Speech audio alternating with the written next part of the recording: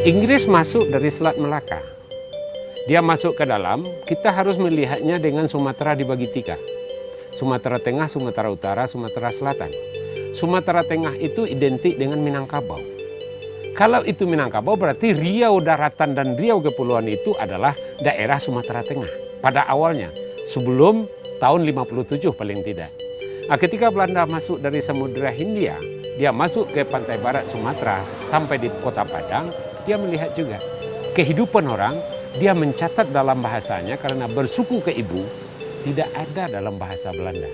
Maka dia catatlah orang Minang itu hidup matrilini. Kalau bersuku ke ibu memang benar. Kalau suku ibu kita Pisang, ya Pisang lah. Kalau suku ibu kita Tanjung, ya kita Tanjung. Tidak akan memakai suku bapa.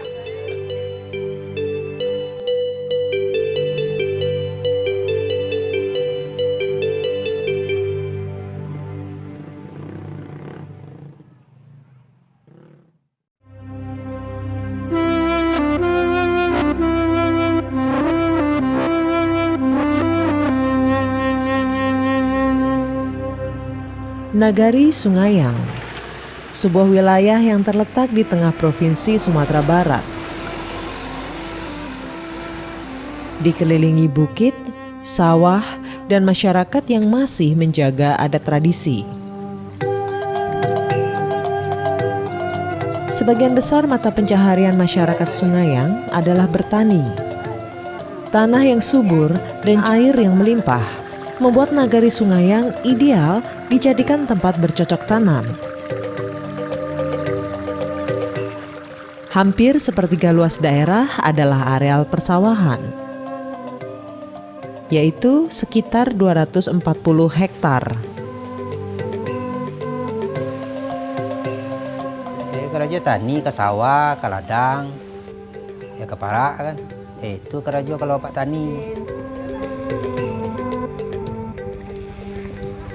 Lah lampir lo sebulan. Ya ketua dia semai dulu dah bania. 22 hari baru pindah. Baru ditanam kan. Parato Pusako tinggi. Oh, dari orang tua dulu. Dari orang tua ibu. Di datuk-datuknya, nenek-neneknya. Dia keluarganya aja. Kalau nang keluarga bapak tuh lain loh tuh. Tidak untuk anak, untuk kemenakan. Sebagian besar sawah yang terdapat di Nagari Sungayang adalah harta pusaka. Harta pusaka di Minangkabau terbagi dua. Harta pusaka tinggi dan rendah. Harta pusaka tinggi adalah kekayaan turun-temurun dari nenek moyang berdasarkan garis keturunan ibu. Harta pusaka ini sama sekali tidak boleh dijual, kecuali karena ada hutang adat. Seperti jenazah yang tidak bisa diselenggarakan pemakamannya.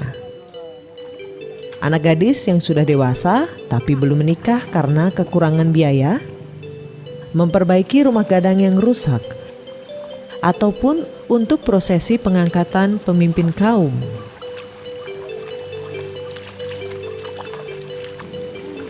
Selama kondisi tersebut tidak terjadi, harta pusaka tinggi hanya boleh dikelola untuk memenuhi kebutuhan hidup sehari-hari.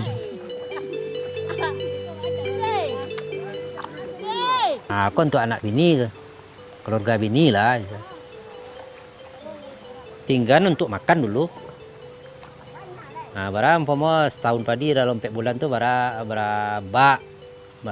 gantang wak ada kebutuhan. Tinggal tuh selebih itu juga.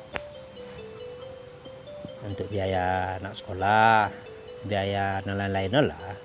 Hidup di kampung kan mau kan, hidup tani. Harta pusaka rendah adalah hasil dari pencarian ayah dan ibu. Meskipun tidak ada larangan untuk menjual harta ini, namun adat Minang sangat membenci penjualan ataupun penggadaian harta. Tujuannya untuk menjaga keturunan di kemudian hari agar tidak terlantar.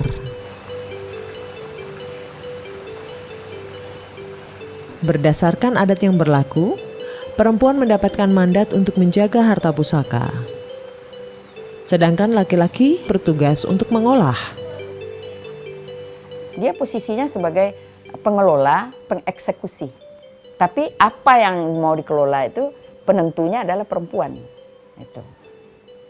Nah, kemudian ada juga yang perlu juga dijelaskan, pemilik kan perempuan semua, sawah, ladang, segala macam. Dia memiliki apa itu sosoknya atau fisiknya, tapi hasilnya itu dinikmati untuk laki-laki juga. Nah, terutama laki-laki yang menjadi pimpinan kaum misalnya, itu bahkan diberi sawah. Kalau dasarnya kan dari masyarakat agraria ya. Nah, jadi diberi sawah dia. Istilah adatnya itu disebut sunggulong baban. Jadi dia untuk menjalankan perannya sebagai nenek mama ada uang jalannya dari padi. Diberi sawah abuan namanya. Nah, bahkan juga kalau seorang laki-laki Minang yang mau menikah itu diberi juga sawah oleh orang tuanya, oleh kaumnya. Sawah pembawaan namanya. Jadi dia ke rumah istrinya membawa bekal dari sawah itu. Nanti kalau terjadi perceraian atau meninggal, sawah itu dikembalikan lagi kepada keluarga si laki-laki. Harta pusaka di Minangkabau ibarat sumpah yang jika dilanggar akan merana seluruh keturunannya. Karena itu, perlu pemikiran yang matang jika hendak menjual harta pusaka. Perlu perundingan antara pemuka adat, tokoh kaum, penghulu, nini mama, dan yang paling penting, kebijakan dari bunda kandung sebagai penjaga harta pusaka kaum.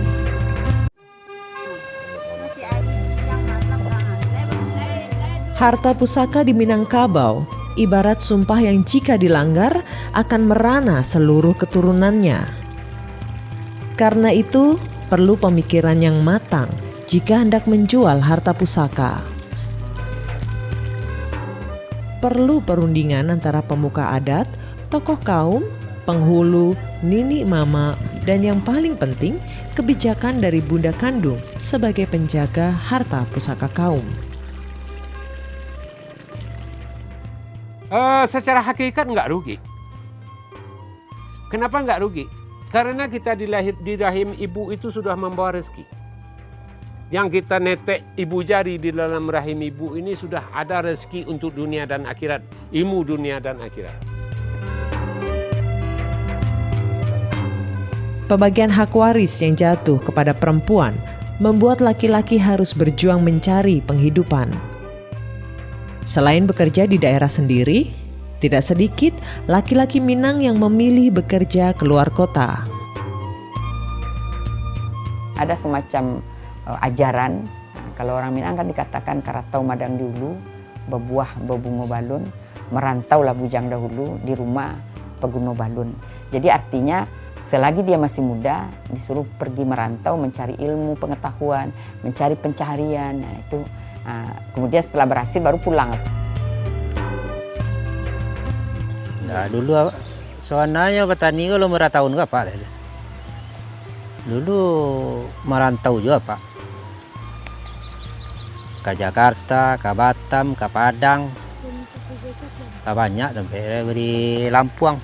Kamu dia Pak. Menggali kalau membawa truk belok Jakarta, Padang Jakarta, kamu Padang Medan. Jadi kini membawa truk itu tak boleh nak. Ya lah tua juga. Untuk ibu anak macam dia Pak. Nah ini ya di kampung saya lain. Ingat saya mana nado.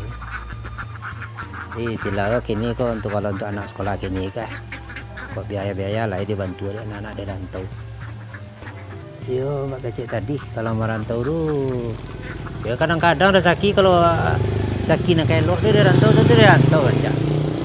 Iko kadang-kadang musim-musiman kayaknya. Petangko musim mancik nama tikus. Bimarasai orang siko kan. Tapi kalau elok dapatnya padiga ya lama lah. Sebenarnya rancak rancak lah. Merantau menjadi tradisi yang berkembang di Minangkabau sejak abad ke-7. Berdasarkan sensus tahun 2014, orang Minang yang menetap di Sumatera Barat berjumlah lebih dari 5 juta jiwa. Dengan perkiraan hampir separuhnya mengadu nasib di perantauan. Selain karena perkara adat yang memberikan hak waris kepada perempuan, cerita keberhasilan dan kesuksesan orang-orang di perantauan membuat masyarakat Minang, khususnya laki-laki, mencoba peruntungan mereka di kota besar. Bisa. Meskipun belum ada jaminan, hidup di negeri orang lebih baik daripada menetap di negeri sendiri. Baik kamu bang? Tadi kata Ada kerajusinan. Apa tuh? pabrik baju Oh, mana dari mana emang? dari Padang lah. Oh gitu. Aku nanya tuh. Lomba ya soalnya. Rencananya auto ya. Rencanya tuh. Aku bang merantau, ada kerajusi kok dong. Kayaknya nanti itu tuh busana banyak situ kan. Oh, Tuh dia sebagai mungkin. emang rencana untuk pergi merantau. Iya. Curang saja. Kan berdua. Ya abang lah dulu. Oh, Sudah gitu. ke seorang.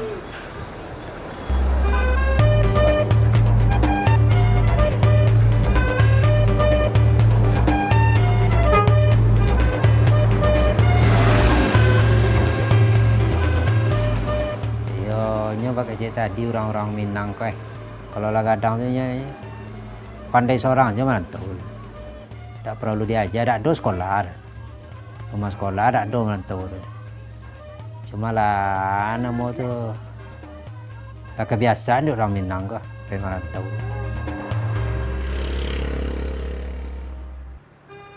Ada banyak cerita menyenangkan datang dari negeri rantau. Keberhasilan, kemapanan, kesuksesan.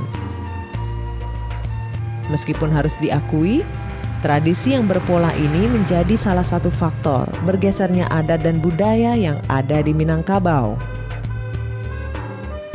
Mulai dari banyaknya sawah kaum yang terbengkalai hingga hilangnya peran laki-laki sebagai seorang mama di Minangkabau.